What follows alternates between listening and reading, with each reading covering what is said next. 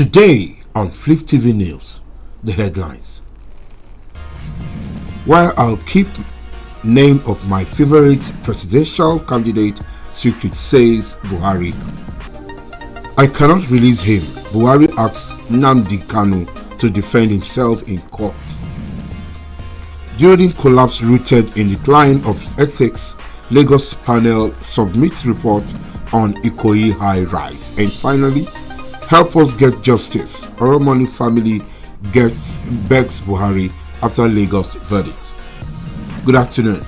I am Shijola Afolabi. You're welcome to News on the Hour on Fliptv News. Now the news in details.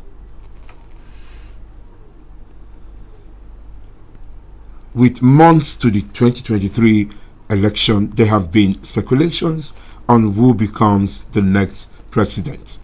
Speaking during an interview with Channels Television aired on Wednesday, Buhari said his favorite for the presidency in 2023 will be eliminated if he mentioned the person's name.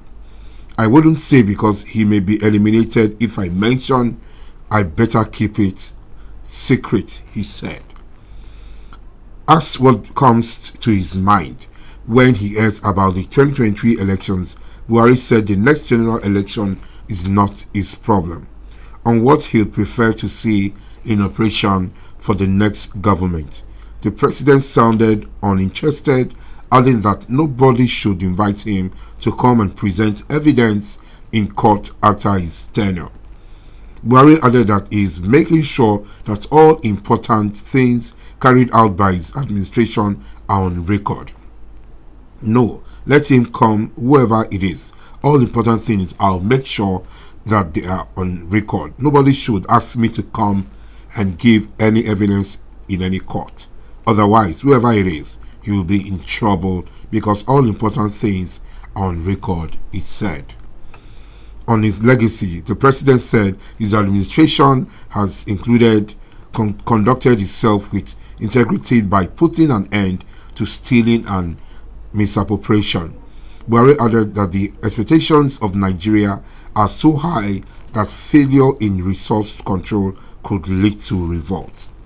I think my legacy is that I try to make sure that we conduct ourselves with integrity. That means we stop all stealing as much as the system can allow. We stopped misappropriation, and for Nigerians, that is very important, he said.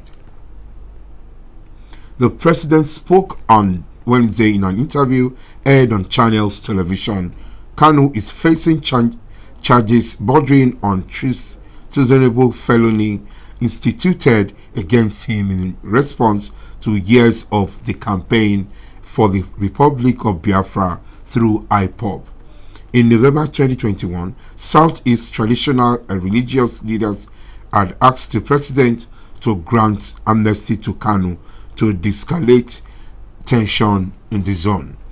Commenting on the trial of the IPOB leader during the interview, the president said, "There's one institution I would not dare interfere with, that is the judiciary. Kanu's case is with the judiciary, but what I wonder is when Kanu was in Europe abusing this administration, I never thought would voluntarily come and defend himself on the accusations. So we are giving Kanu an opportunity to defend himself in our system, not to be abusing us from Europe as if he was not a Nigerian. Let him come here and criticize us here. His case is with the judiciary. Let him be listened to. But people who are saying he should be released, no, we cannot release him." Asked if there was a possibility of a political situation in his case, Buhari replied, "No, there is a possibility of political solution if he behaves himself, all well and good.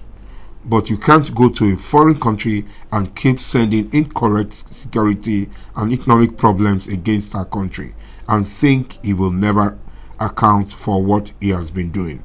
Let him account for what he has been doing." Kanu is presently in the custody of the Department of State Service, DSS, Kanu was arrested abroad and returned to Nigeria after he jumped bail and fled the country in 2017. On November 1, 2021, the 21-story structure, which was being developed by Fourscore Homes, caved in. Femi Osibono, owner of Fourscore Homes, was one of the 43 persons who died in the collapse. Following the incident, Babajide Sanwo-Olu, governor of Lagos State, has set up the panel to investigate the circumstances that led to the building collapse. Submitting the report on Wednesday, Toyin Aide, a town planner who cleared the panel, urged governments at all levels to ensure that the ethics and due diligence are followed during building constructions.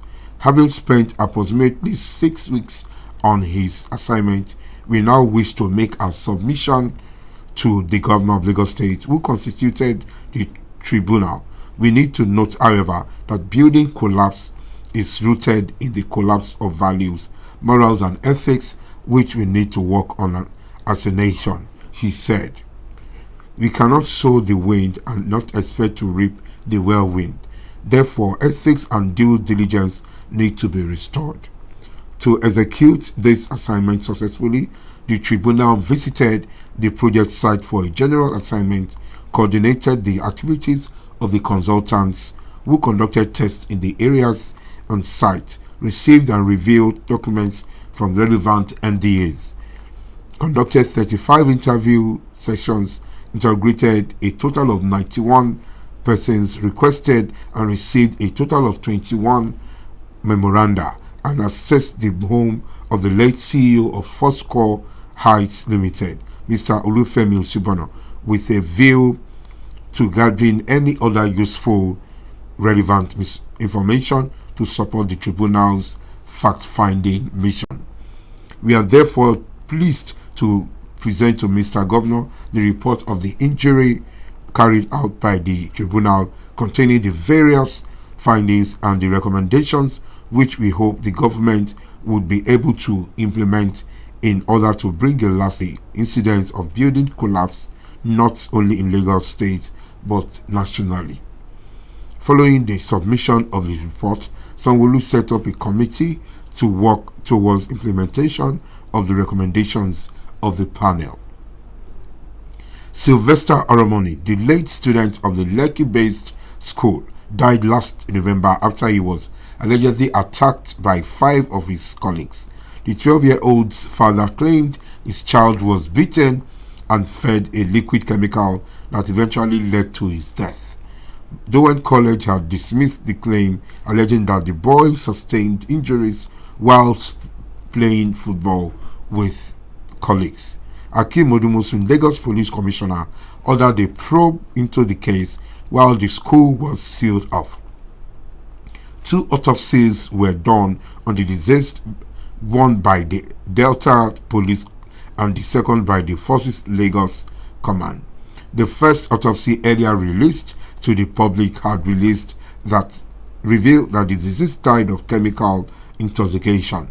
After a police probe, Odumosu says findings had been forwarded to the State's Department of Public Prosecution. A Lagos magistrate court had granted bail to the 5 students charged with the alleged murder of the dead boy. The police also released a house master and other staff of the school, saying the court order to detain them had elapsed.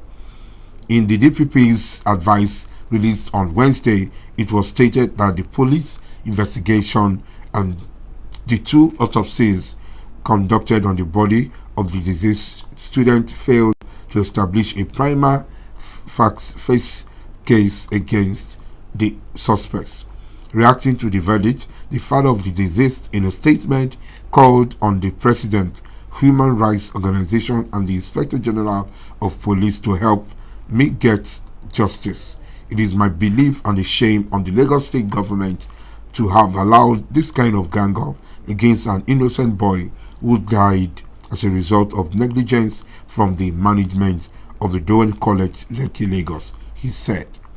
There is a clear oral statement from my son from before he died, and his schoolmates that he was tortured and given an unknown substance suspected to be poison, which led to his death.